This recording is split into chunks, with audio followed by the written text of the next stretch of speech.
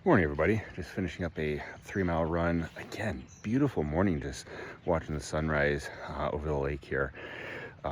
But a couple days ago, I had a trauma shift in the emergency department. It was interesting because I had a number of interesting cases. Some were very serious, some quite tragic. And at least one was, a typical emergency department, not quite serious, but had some legitimate concerns and some pain issues. So what I found was interesting is just the dichotomy or the juxtaposition of those two.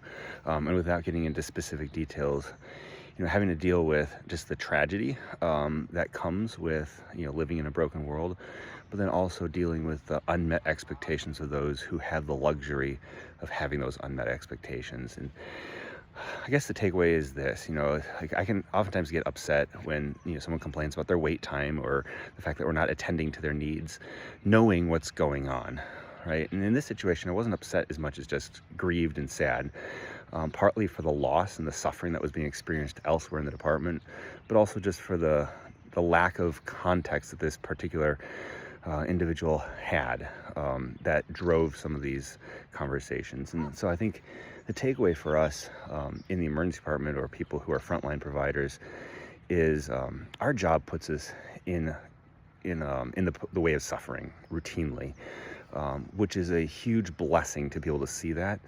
But there's also a huge burden and responsibility that we carry, knowing what is out there and the evil and the suffering and the pain that is there.